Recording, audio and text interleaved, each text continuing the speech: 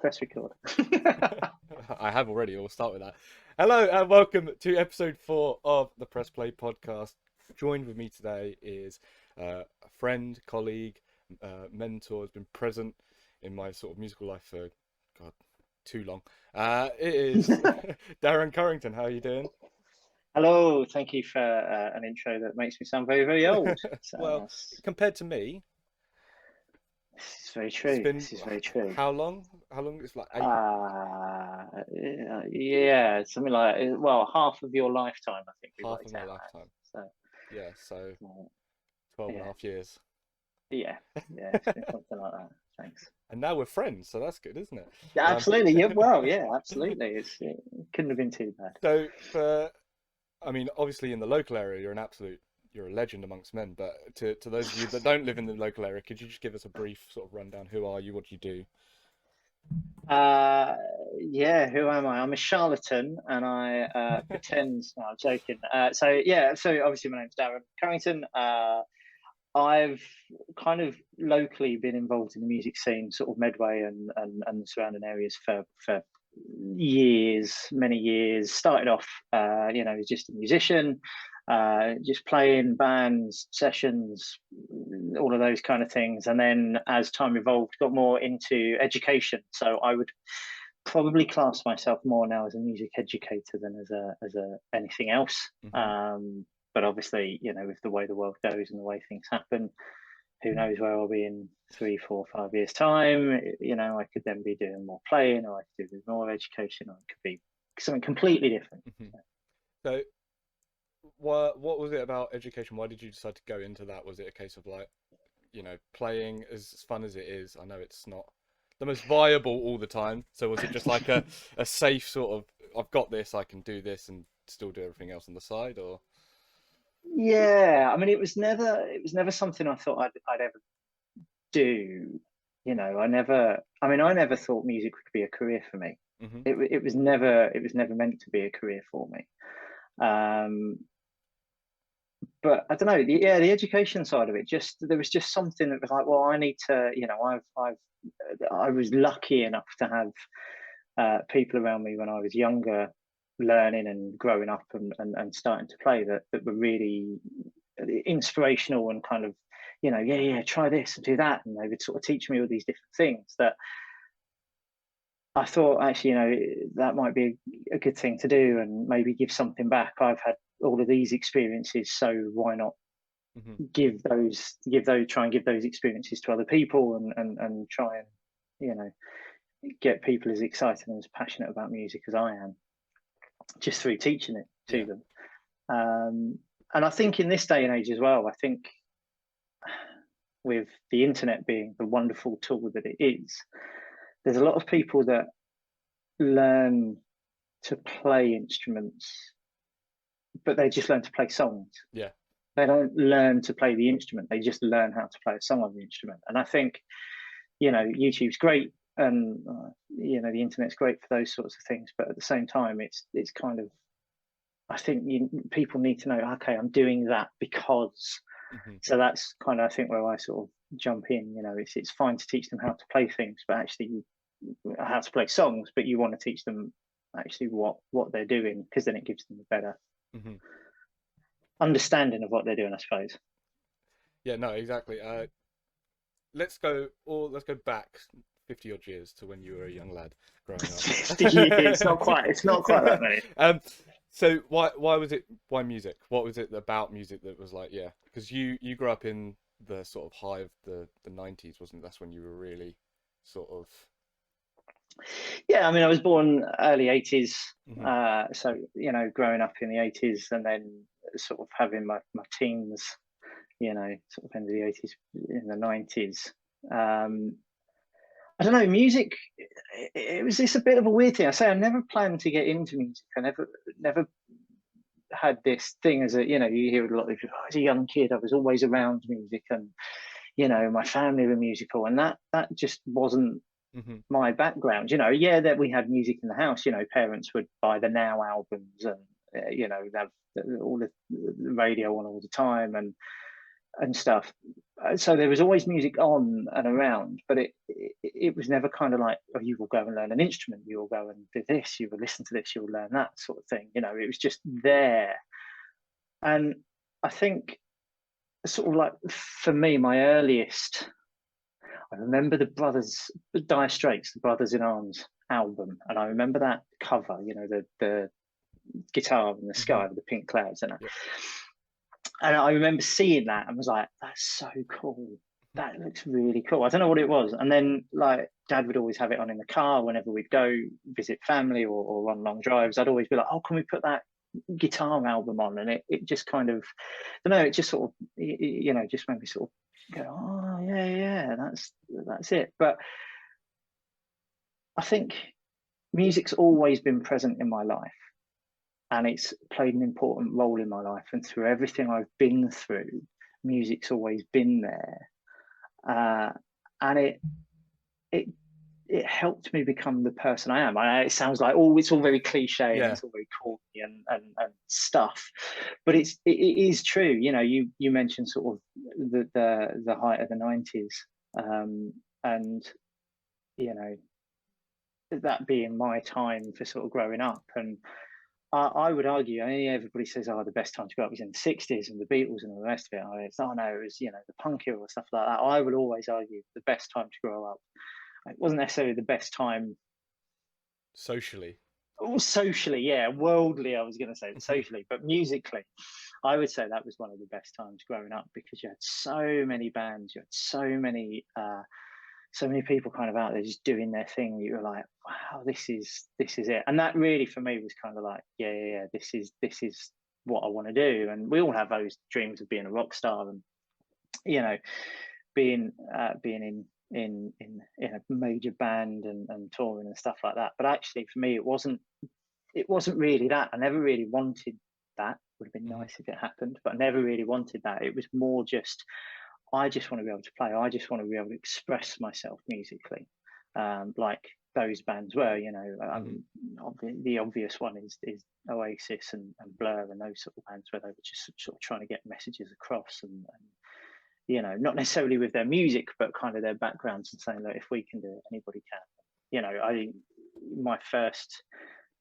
the first proper gig I went to was Oasis at Nebworth. So that kind of, you know, that kind of just made me stand there and go, oh shit, this is huge. Do you know what I mean? And the effect it had on us, and you know, me and my mates that went, the effect it had on us, and the passion that it instilled us was like, this, if nothing else in my life means anything or makes sense, this does. So yeah, you know, you say why music? I think the question should be why, and the answer is music. That's very deep. You know. I was gonna say we're only about 8 minutes in. You were getting deep already. Jesus. But I think, you know, for me that is definitely, you know, if the question is why, then the answer is definitely music. Yeah. You know?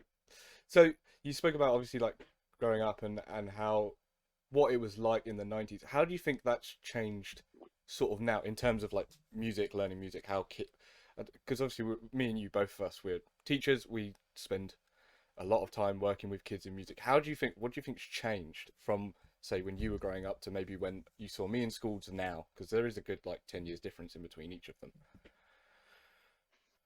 I think the biggest difference, I think you find in if you want to look at kids, but I mean, you know, using kids, teenagers now compared to back then, is that everything's accessible now. So again, because of the internet, because of Spotify and Apple Music and all of those platforms, everything is just instantly there. And you know, a song comes out now, you want to learn it, you just jump online and somebody's done a video about it, or somebody's written the chords out, put them on a website. Whereas when I was growing up, that wasn't there. You didn't have that instant thing. So first of all, you had to wait for the music to come out. Then you had to go and buy it. And then you had to sit there and just listen to it and kind of, okay, what's that doing? And try and work it out. You know, you couldn't just I just go online, find the chords, and start playing that song. You have to really listen to it and try and work out, oh, that's similar to that, and that's similar to that. And that's really what got me into kind of understanding how music works a lot more. Because you were kind of like, okay, well, those chords always go together, and those chords seem to go together. And if they're writing, okay, and you then start to look at writing styles, and you'd be like, oh, okay, that so that person does that, and so it's chances are they're going to use this chord, and this chord, or if you were listening to Oasis songs and trying to learn those, you just had to figure out what Beatles song they were trying to do, and then you go and look at the chords and go, oh, okay, that's what it was. So I think that's the biggest difference now is back then you had to have a lot of patience, and you knew it was going to take time, and you knew you were going to have to work at it to be able to play it and learn it and do it. Whereas now, I think there's just that. I heard somebody say it's the power of now. I just want it, and it's instant, and it's got to be there. And if I can't do it, and if it's not there straight away, I'm not interested. So that's actually a big struggle now. When you're teaching now, whether it's individuals or as a group or whatever, and you're doing band workshops or whatever, they just expect it to happen straight away. And as the guy leading that, as the educator leading that, you have to kind of make them realize that, one, it's not going to happen straight away. Two, you are going to have to work at it. And three, it's your job to keep them interested long enough to get them to be able to go, oh, yeah, that's what it is. Yeah. Do you think that makes sense? Yeah. Do you think the sort of attitude towards learning music has become a bit lazier then? Yeah. Because we live in a place where it's a case of like you can just jump on, get it. Do you think people, not necessarily even just children, even adults that are now trying to learn instruments or anything like that, they're very much just like, well, if I can't do it straight away, what's the point? Like they just get very lazy attitude towards most creative subjects, not just music, but obviously. Absolutely. And I was a bit like that when I first started learning to play instruments. I was a bit like that. I was like, I will do the bare minimum that I have to do in order to be able to play it. Yes, I'll sit there and I'll practice and I'll play and I'll play and I'll play. But I didn't do the whole let's learn music theory, not straight away. I was just like, here's a chord of G, here's a chord of D, that's how you play that, that's how you play that. And I tried, I remember buying books back then. We had to buy books rather than go online to never heard of them. Yeah. But I remember buying this book, and I think it was like a Hal Leonard book, and it was like lead playing.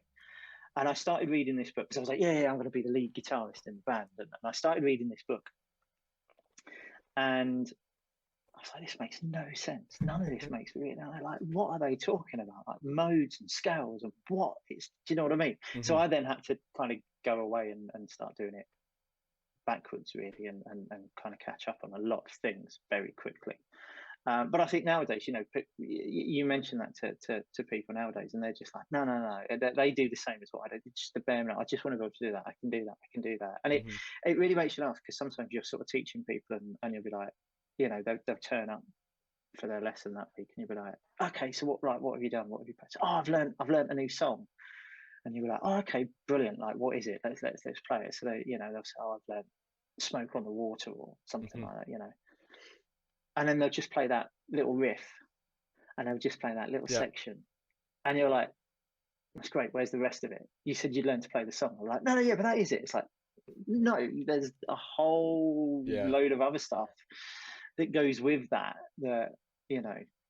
that they just don't do, and they think, oh, that's it, that's enough, that's all I need to do. And because then you say to them, okay, oh, I've learned to play this song, whatever it is, and they're sitting there playing, okay, that's right, what chord's that then?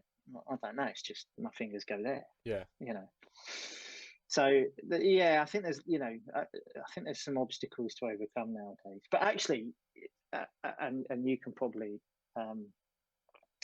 testify to this, but when you do get kids, and you do get, I don't even kids, but when you do get people, adults as well, playing and interested in it, and start learning more in depth rather than just this is that bit, that's that bit, and there you go, you can play that song. All of a sudden they go, oh wow, and you sort of see something different in them, and it opens something up, and they I think they enjoy it a lot more. And I think that's the thing, especially nowadays, it's that enjoyment thing. You've got to get people off their phones. You've got to get people away from their Xboxes and their PlayStations, and find that enjoyment and get out there. Yeah, no, definitely, 100%.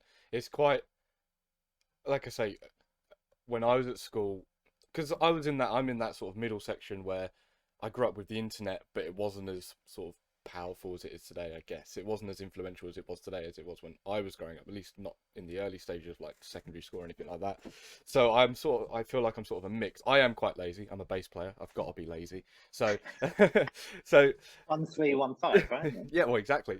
Or sometimes an octave in there. You got if you're feeling a bit cheeky, you chuck an octave in. So I do find myself, if I'm like I want to learn a song, I'll just be like, yeah, I'll look it up and let's go.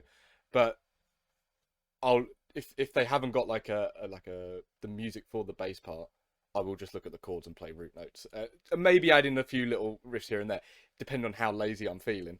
Um, but I still obviously going to university when I learned music theory, and it was a kind of a shock because although music theory is taught in schools, it's not taught in schools. If that makes sense, you don't get what you need to be a player. You get what you need to understand what you're learning, but you don't get what you need to be a musician, I guess is the way of putting it. I don't know if you agree with Yeah, that.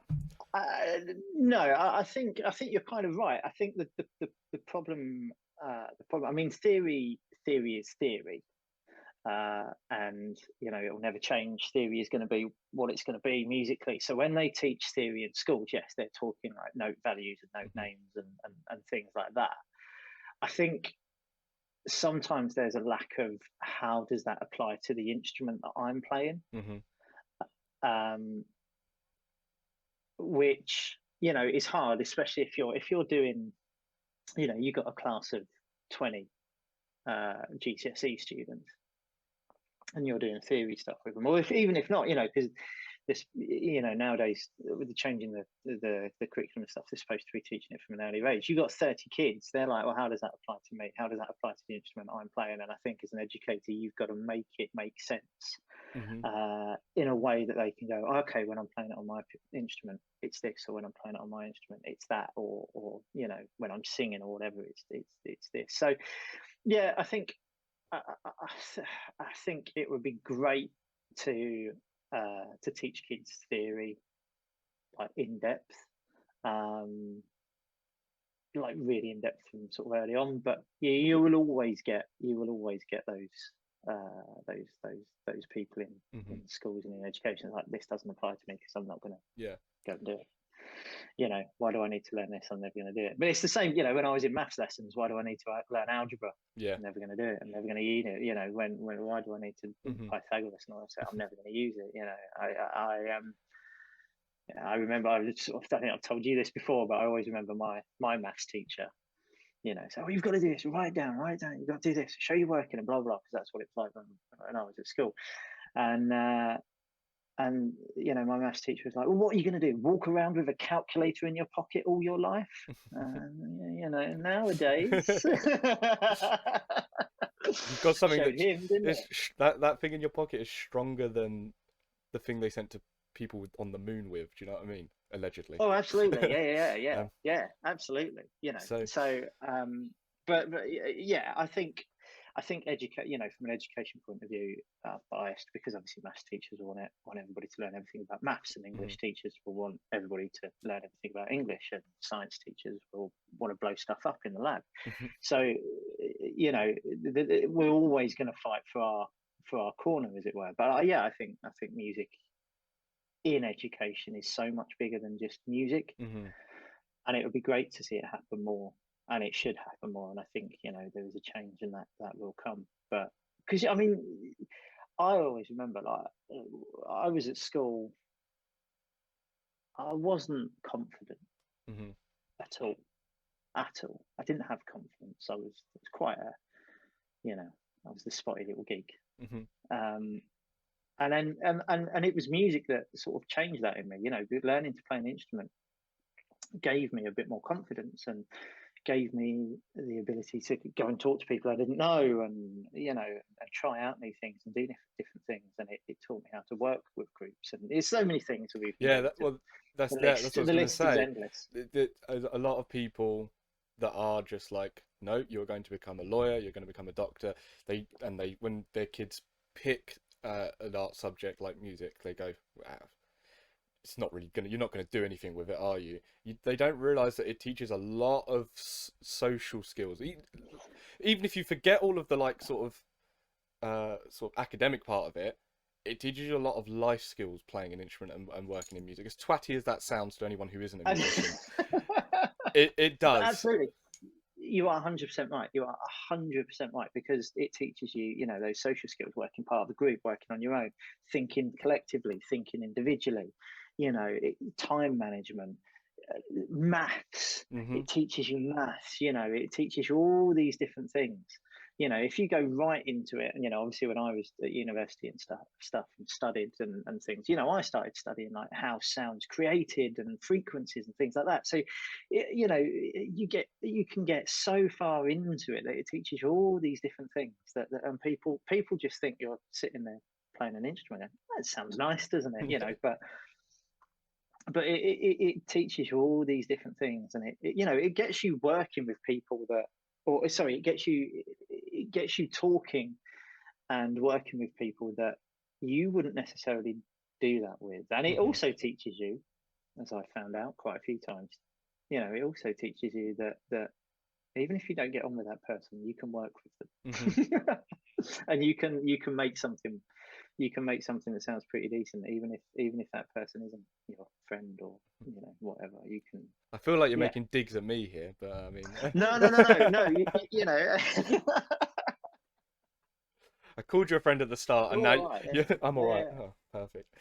yeah. No, you're all right. You're okay, because you're one of those bass players that actually, you do what you're told. So that's all right. There's, I've worked with plenty that don't. So. Do you think music I'm going to go on about the education because it's what we do, so why not talk about it? But do you think it's sort of stuck in in an era that's sort of bygone? So it's good to learn about Mozart, Beethoven, all of this sort of stuff. It's very good to learn about it. Same way you learn about World War II in history. That's the whole point. It's the foundation of music. But do you think education harks on about it a bit too much? Because we don't talk about anything sort of modern. Because music has changed a lot. Not that that's surprising to you, but Yeah, no, I think it's important to understand where it's like anything. You've got Mhm, to know where you've come from in order to get to where you're going.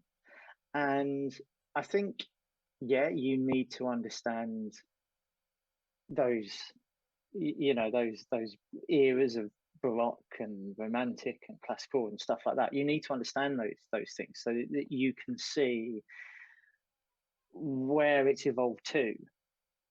And I think when you're teaching it, you've got to make it relevant. mhm, You've got to 100%. make it.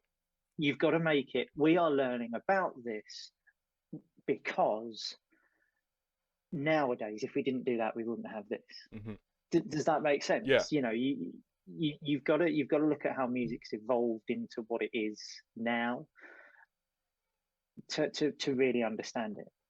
Mhm, Now, I would probably argue a little bit that we've kind of gone backwards recently. mhm, I think music, mainstream pop music, if you want to call it that, has gone back a bit. It's regressed a bit and has gone. I wouldn't say in the wrong direction, but I don't think it's. I think it's too easy. It's too much of a. It's too easy. Yeah, it's too simplistic now, and I Like think. fits in with like the evolution of the internet, all that sort of stuff. It's just mindless consumption. Mm, That's yeah. absolutely, yeah, yeah, yeah, and it's money. Mhm. How much can we make, and From how quickly can we, how much can we make and off you? how much can we make, and how quickly can we make it from you? Mhm, And once we've finished making that money from you, we're going to move on to the next thing. We don't care mhm, who you are. I was having this conversation with somebody the other day, and it's somebody who's in their 70s, and they said to me, "You look at the bands like the Rolling Stones, and even the Who and Queen, for example, that are still going and that are still touring and that are still, making music and stuff. And their question was, out of everybody today, who's still going to be around in 30, 40 years' time? And my answer was hopefully none of them. But from today, from music now. But I think that's the mainstream stuff. I think nowadays, and again, this is where the internet comes into its own a bit more and becomes a great tool, because there's so much good music out there. You just have to go and look for it. Unfortunately, you have to go and search a little bit harder for it. When I was growing up, the good music was there in your face. Although, I mean, we still had to go and find it and learn it, and go and find out about bands. And I remember when Nirvana started, getting mentioned over here, and you had to go and find out who they were and what they were about, and Green Day and those sorts of bands. And then obviously when I was growing up, you're listening to Oasis and things. Obviously you'd then go back, they'd start mentioning bands and their interest, so you'd then go back and look at like the Stone Roses and the Beatles and find all of those sorts of bands, and that would then that you had to go and do your research and you had to go and find it. But I think it was kind of easier to find then, whereas nowadays, you want to go and find the good music, you have to go and search for it, and it's not going to be on the splash page of YouTube. It's not going to be, the top 100 charts. Do you know what I mean? It's going to be buried in. It's going to be buried in some new hits playlist, 400 songs down. Absolutely, to go and find, and that's why, when you get like sort of like the BBC introducing and things like that, they're great. They're amazing tools for people to get the music out there. But again, they're only going to push what they think is going to sell and things. And there's so many people, there's so many musicians I've worked with in the past that have just go unnoticed, but who are infinitely better than things that are out there today. And I think, if I think some of those people got their music out there and made it, I think, people are like, oh my God, why are we listening to this stuff when we can be listening to this? Do you know what I mean? Where do you think it's going to go in, say, 10 years time? How do you think it's going to change? Do you think we're going to have a mass exodus and it's going to be robots singing for us and stuff like that? Or but I'm just interested. I've never actually asked you this question before. A lot of the questions I've asked we've spoke about in the car and we've discussed already. But where do you think it's going? What do you think's? I know it's impossible to tell, but if you had to predict. Yeah, I don't know. I really don't know. I'd like to think that it would go back to it will go back to a more, I don't want to say simplistic, because I think that's wrong, but a more pure form. Do you know what I mean? So, people actually playing, people learning their instruments, learning how to write songs properly. I know previous podcasts you've had, the last couple you had sort of songwriters on and stuff, and they've sort of, it's taken me, this song was written in a day, but this one's taken me this long to write. And and I think music written by individuals, I know it's not necessarily recorded by individuals, music written by individuals is much more interesting than say music written by a team of writers. I think it was one of Adele's songs, or I think when Adele won like a Brit Award or something like that for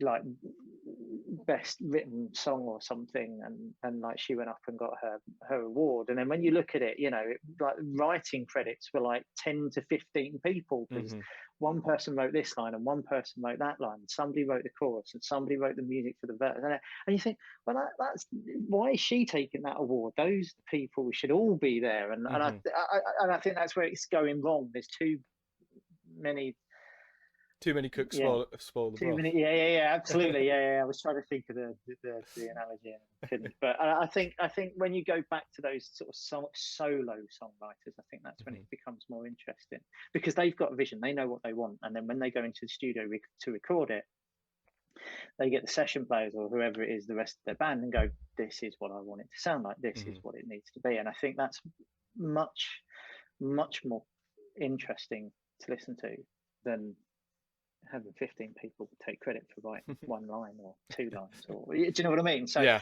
I think that's where it needs to go. I think music just needs to find itself again a little bit. Popular music again, you know, I don't want to generalize and say all music is actually, you know, you go break it down into genres. A lot of genres have found itself, and a lot of genres are sort of there and stable. But I think popular music just needs to go and you know, it needs to go and just lock itself in a room and have a word with itself for a bit and just say, right, what is it I'm trying to do? Because music has to evolve. Yeah, it does, you know. And I think songwriters have to evolve. I'm not saying that, you know, music should if you write songs in this style in your first album, that's the way it should be in your seventh or eighth. It has to evolve. But I think that process, because there's so many people involved and so many, it's got to be this and we've got to do that and we want this and we want that process, getting that evolution doesn't happen anymore. It's just in the way it should, I think. Yeah, it's a very unnatural evolution. It's more like, well, this is what's popular, so this is what you're going to sound like now for the next 6 months. Exactly. Until we absolutely. Then you're going to go on tour. Then you're going to start writing the next album. And you'll do whatever's in next. Absolutely.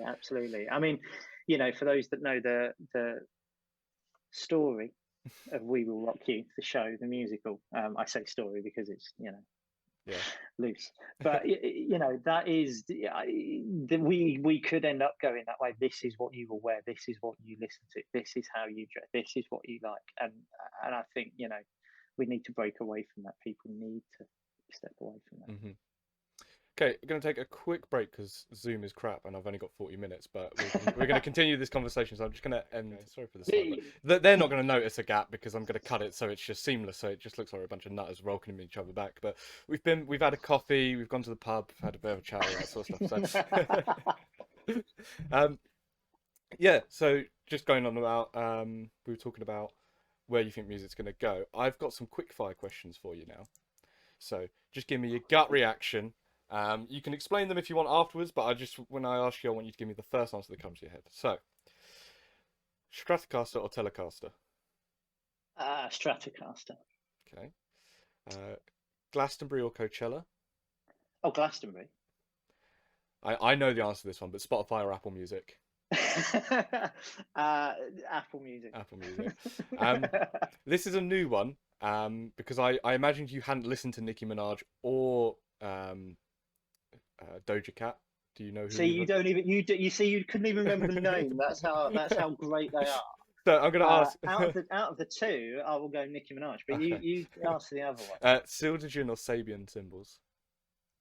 Oh, Zildjian all the time. Yeah. Good Turkish brand. I'm glad to hear that. The Beatles or the Stones? The Beatles. Now, you can figure this in either way. It can either be what you would like to play, or what you like playing, or what you like to go and watch. So, do you prefer to watch or play in a theatre, or watch or play in a stadium? Watching, I prefer the theatre, the smaller venues. Those gigs are I know, like I said about No Boy earlier, but no, smaller venues. I remember seeing Joe Bonamassa on one of his first gigs over here, and it was really small. I was like, I can't remember. It was like Shepherd's Bush Empire or something, like really tiny venue compared to like the big things. And that was a much better gig than I saw him do the first Albert Hall when he did the Albert Hall for the first time. I saw that, and the smaller venues much better. Yeah, I'm very much the same. I'd prefer going to see a band in like a 400 or 500 person sort of venue rather than a massive stadium. Absolutely. Playing wise, I prefer that as well.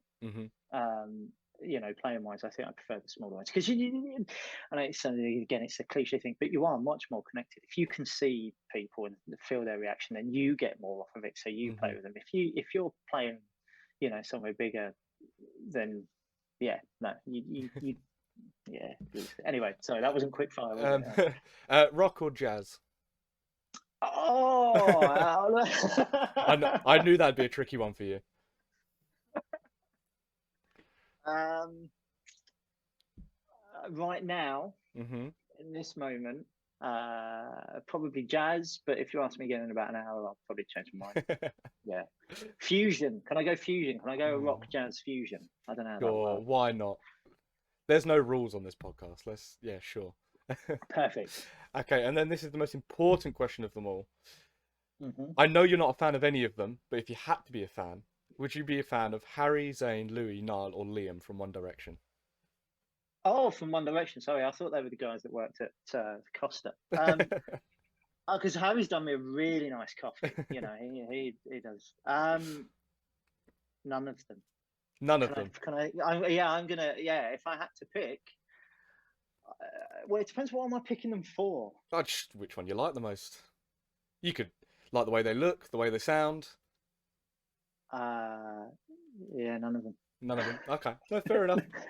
None of them. None of them. I can't go down that road. You can't pick them individually because you want them to stay as a collective. That's why. That's the impression I'm getting. You want them to stay That, as One Direction. You can't pick them as that's individuals because they're. that's not really what I said, was it? That's not really what I was saying. But if you want to twist it that way, then you twist my words. No, I'm sure they're all lovely lads, and I'm sure that they've all made great music, and they've they've all worked really hard to get to where they've got to. But they're just not for me, Not for you. really. Yeah. What are you listening to at the moment then? What's your pick of the hour? My pick of the out. Well, where are we? So last week, the James Taylor Quartet, who Hmm. some of you may know, released a new album. So I've been listening to that quite a lot Hmm. recently. So I've had that on. I've had oh, blimey, a little bit of everything. Corey Wong. I've had that on quite a bit. Bit of jazz, bit of blues, bit of a little bit of everything at the moment. But yeah, definitely, I think like certainly over the last week with the release of the new James Taylor album, then yeah, that a lot. Go and listen to it. If you don't know who he is, just go and find him. Just go and Google him Local and lad. find his music. Local lad, but he's been playing for like 35 years, I think, since he Oh right. released his first, something like that. So he released their first album, and yeah, go and Google him and listen to his stuff Hmm. because it's awesome. It's amazing, and again, that evolution thing. If you listen to that first album compared to where they are now, that evolution of music, it's the same style, but it's just evolved, or they've evolved in their Hmm. writing, and he's evolved in his writing. Yeah. So yeah. So I'm gonna get on to sort of the next segment of the podcast, which is to build a band. So you're gonna pick a drummer, rhythm guitarist, lead guitarist, a singer, and a bassist to build your dream band. So these people they can be alive, they can be dead, whoever. Okay, so you're gonna build your ideal band. Don't worry too much if you pick Man. like a pop drummer with a metal guitarist. Doesn't matter. They're gonna sound good regardless. So we'll start with the least important member first. So the drummer. Who would who would you like on drums for your? Wow, that's it. Oh man, can I pick two? Now the reason I'm saying that is because well, I mentioned earlier the Bonamassa thing at the Albert Hall, and he Mhm. had two drummers on stage, and the Yeah, sure, sound was. sure. So I'm gonna have two drummers in my band, uh, and the first one is going to be Steve Gadd, Hmm. because that guy can just groove, that guy can just play, and his chops are amazing, and yeah, he just gets it. And then I can't decide whether, oh man, do I have Antonio Sanchez? If it was a jazz band, if we were playing like proper like that, I think Antonio Sanchez. But I think the second one, I'm going to go for the other Steve. I'm going to go for Steve White, Okay. who I think is arguably one of the greatest drummers around at the Hmm. moment. I think Okay. it just if you look at his career and everything he done with Paul Weller and get involved in those things, and just a great player. Again, he can just I think I'd have Gad for those kind of like, let's lay it back, let's just play those grooves and let's just keep things moving. And then I'd have White for that, boom, let's drive it, let's ram it down your throat. And the two of them together, I think, would just blow everybody away. So yeah, so I'm gonna have both Steves, I think. And Steve White as well. You know, has moved into, he's heavily on the education side of things now, working with Yamaha and stuff like that. So yeah. So like, you know, fellow educator. So we'll have that. Where do you rate Ringo in terms of drummers? I know that the whole, he's not even the best drummer in the Beatles, but every time you see videos of drummers and they're talking about Ringo Starr, they rate him as like God. Are you this? Ringo, like Ringo was perfect because Ringo did exactly what he needed to do. And actually, you listen to some of his stuff. You listen to some of the rhythms he you know, some of the things he plays, and you're like, well, actually, do you know what? That's, you know, if you later on, all the early stuff, the Love Me Do's and the Chunk Chunks, you know, they're fun. But you listen to some of the later stuff, you know, you get on to Abbey Road, you know, Come Together and Came Through the Bathroom Window and all of those little things. And I think it was he knew what he was doing. He knew what he was doing. And if you watch the Get Back, the Peter Jackson thing, you know, I wasn't as stupid as everybody thinks he is. Wasn't as stupid as that. Although I do love the bit where I think he's playing George. I think he was playing Octopussy's Garden on the piano, or so, to George. And he played like the first line and then just sort of stopped and looked at him and went, that's all I've got. It's like, oh, okay. You did so well until that point. But okay. yeah. So I think Ringo, I think Ringo is, I think he's underrated. Okay. So who are you having on bass, the second least important member of the band? Apart from you mean? Obviously. Yeah, apart from me, yeah. I'm fully booked. Sorry, I can't play. Yeah, you're fully booked. Again, it's a really tricky one because there's so many. It depends. Like, I mean, I think we've all done these dream scenarios of bands, but whenever we've done it, we've gone, if I'm playing a jazz band, it'll be this. If I'm playing a blues band, it'll be this. I think just because it's somebody that can kind of cover everything, cover all bases, and it's Pino Palladino. Yep. I think because he can do everything. He goes in mine 100%. He goes. Yeah. He can just do everything. If you want it to rock, he can rock it. If you want it jazz, just the guys. That one doesn't need any explanation. Probably the greatest bass player to ever live, in my opinion. Absolutely. Who have you got on? Let's do rhythm guitar first. Who you got on rhythm? Me. Yeah. Okay. Yeah. Sure. Me. I will play my chops all day long. I will, I'll chug out them chords. And if I'm not free for my band, then Nile Rodgers can step in for me. Okay. So. Oh, that's nice of you to offer it to him. So we'll go Darren / Nile Rodgers. Who have you got on lead? I knew you were going to ask me this question as well, and I was kind of thinking about this, and I really, really, really can't decide. Again, depends on what type of band you're putting together, because I'd want to get Mike Stern in there, I'd want to get Pat Messini in there, but they're jazz players, so I'll be playing a jazz band, I'll be doing a rock band. I think because of who I've got so far, lead guitar has got to be John Mayer. John Mayer, okay, yeah, that's a solid pick. I think just I'm sure I changed my mind, because I don't want to put. Can I have two? Because then, you can have a dep, yeah, sure, why not? I want Clapton to come in and do some of these bluesy licks, but I think if Clapton or anything he can do, John Mayer can do. So yeah, I think at the moment, I'd have to put John Mayer in there. So. Okay. And then lastly, who is fronting your band, man or woman, dead or alive? I don't know. There's too many. I'd want John Mayer to sing as well. Okay. Somebody once told me after a gig that I sounded like him, and I was like, I'll take that. 100%, I'll take that. I went, but I thought they meant like guitar-wise, and they went, no, your voice. And I was like, I'll take that. So yeah, so I'd probably get John Mayer to do some vocals. Vocals as well. But then I'd probably get somebody like Yvonne Yenny, like vocals to kind of do something. All of those kind of, any of those players. Who's the I can't remember her name. The lady that sings for Snarky Puppy, or Uh, has done some things with Snarky Puppy on the. I think it was what's the family album or whatever it is. I can't remember what yeah. it's called. Volume 1. Yeah, I can't remember her name, and I should have looked it up before this. But yeah, like those kind of people. I think that would be that would be awesome. They would be awesome. It's a bit of a weird mixed band, but you know, We've had weirder, trust me. Uh, fine, fine. There you go. it Yeah. it it all works. So oh, sorry. Sorry, I needed to burp there, but I didn't. I didn't want Oh. to do it into the microphone.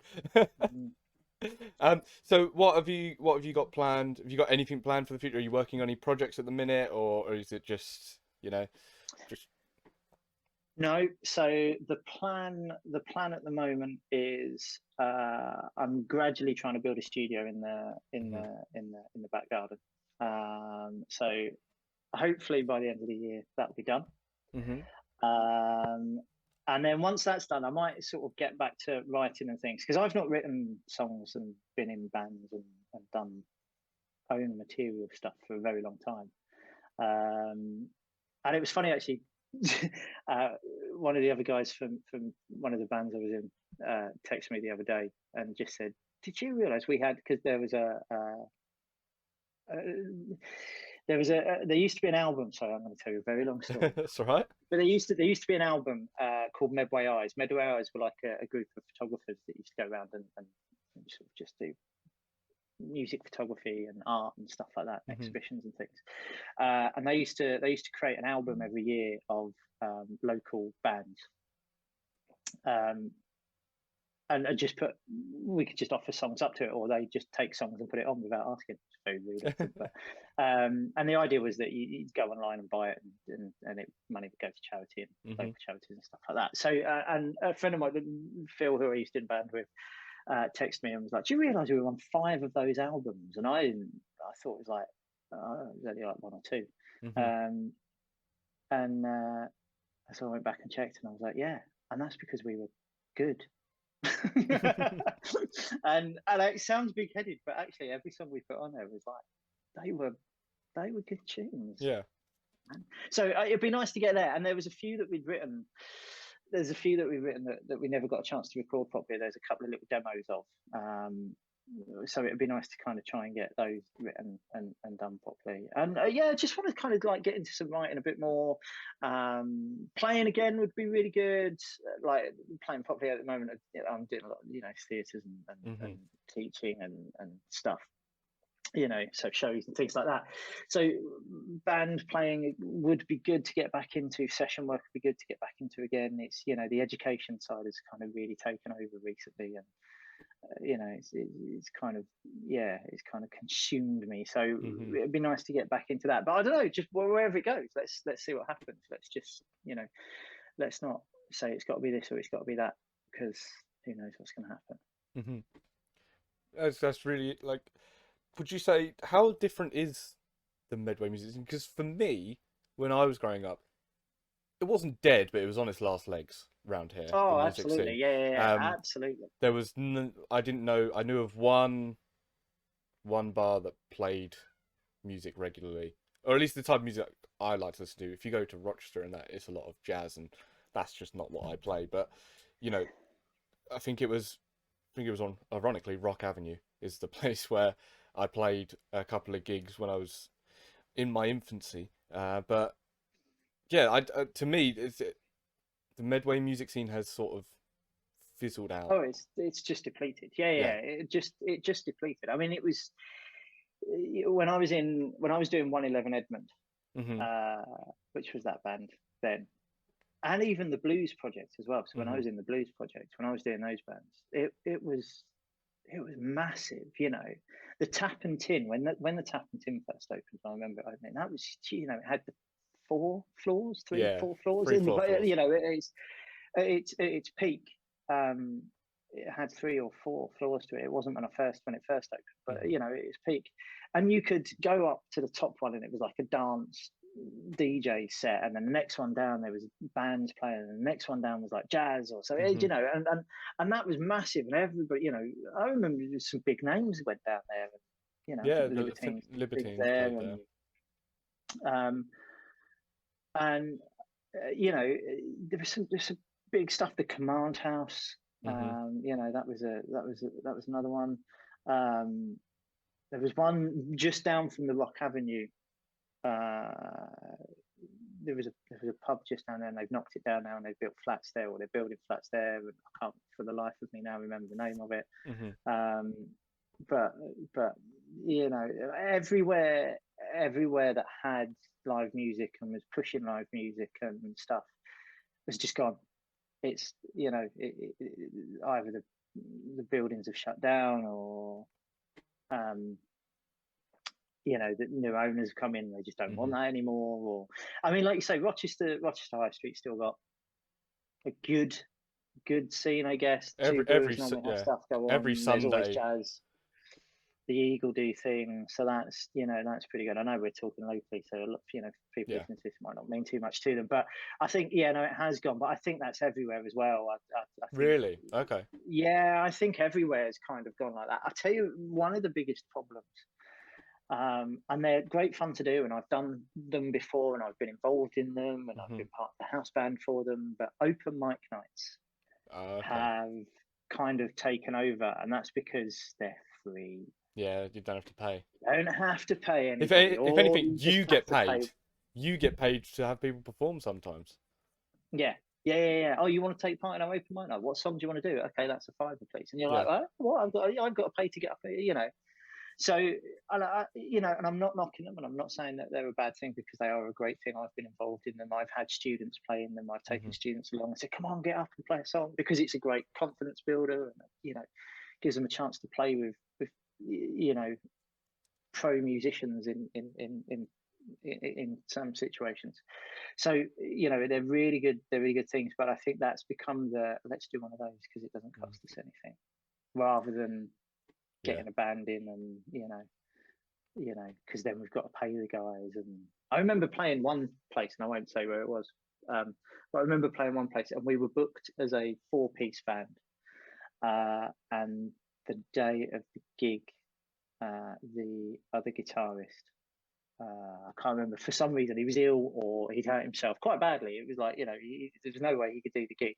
But it was only like 2 or 3 hours before the gig was due to happen. So we said, okay, well, we can do it as a 3-piece, it will still work. So we did the gig, and then we got to the end, and the guy who owned the place and the guy that came up to pay us went, well, there was only 3 of you. I was like, yeah, and I explained it at the beginning, this is why. I was like, yeah, but I booked a 4-piece. It's like, no, but there's only 3 of us. Well, I'm only going to pay 3 of you. I was like, yeah, we don't expect the money for the 4. Yeah. And it was just like, and it almost got into a right argument, just because, and it was like, I think the guy thought we were trying to do him over or something. I don't know, why are you doing that? Yeah. It's like, no way, just pay us and we'll go. And yeah. So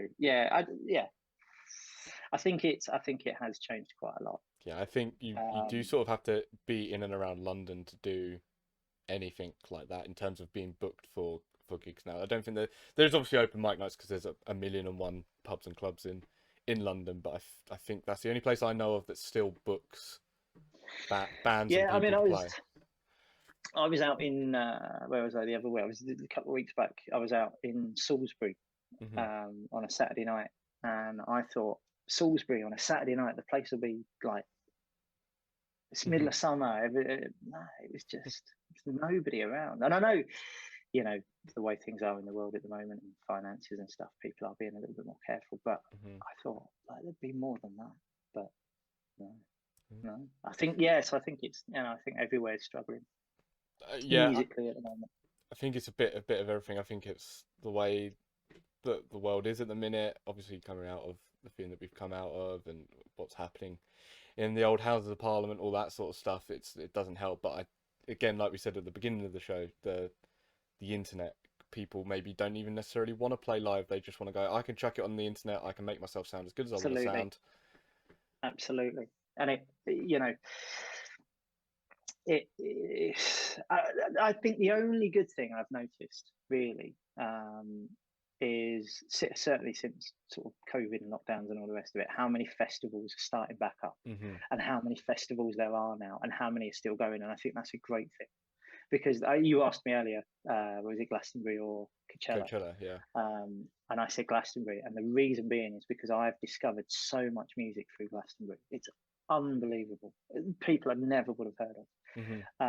But through Glastonbury and through watching it and seeing it and coverage and all the rest of it, I've seen so much and learned so much, or like discovered so much new music that isn't necessarily new. It's just new to me. Yeah. And I think, and I think that's the way. I think that's how people should be learning their music or finding out about the music, is going to these things and not just watching whoever's the headline act and going, yeah, amazing. Going off to the little side stages and the little tents and just finding people going, do you know what, they're amazing. Yeah. And, I was at a little. That's one of the really important things about a festival for me. It's a case of headlines get you in the door.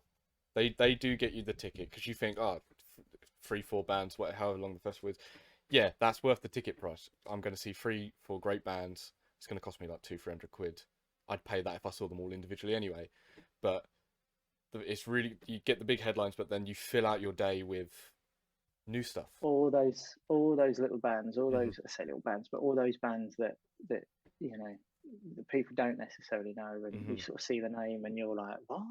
Really? Okay, let's go and check them out. Or you just read their little bio and you're like, yeah, let's go and see them. Let's go and see what they're all about. And I mean, on the flip side, I've been to things like that and seen some pretty awful things, but but I think that's that is a positive. That's a big positive of where we are today. All these little festivals, just keep popping up here, there, and there, everywhere, and little bands, local bands to that, and other bands to get a chance, which is great. Absolutely great. Okay, I think we're done. This is probably, I think, the longest episode we've done so far. So, but it's been really interesting to talk to. Because I talk nonsense for England. Not at all. Not at all. But yeah, we're gonna call. I think we'll call it there. So, did you want to shout out anything, like any of your socials? Can anyone find you on anything, or your website? Go to darrencurrington.co.uk. You can find out all about me there. If you go to DC, Instagram is DCGT777. You can find me on there. You can normally see pictures of either me playing things or instruments or educational type things. So have a look at that. D Currington7 on Twitter. You normally tend not to. The thing is, like social media, I'm old and I don't get it, so I tend not to. There's lots of retweets, but very few tweets for me going, oh, I think this and I think that, and I can't be done with the abuse that comes off the back of it half the time. Do you know what I mean? You put something on there and it's like, and everybody gets like, I think like I said, the internet's a wonderful thing, but then there are times where it's not worth it. And everyone's got an opinion about everything. But anyway, you can you just Google me and you'll find stuff, and have a listen. And there's some stuff on Apple Music and Spotify, things in places. Go and find it. If you want to listen to it, you'll find it. That's the way I think. That's the way I think. So check out Darren's stuff. Remember to hit subscribe, the bell, like, all of that jazz on YouTube. Make sure you're following the podcast on Spotify. Try and get an episode out every Monday, if not every other Monday. But yeah, thank you for listening, and have a good rest of your day. See you later.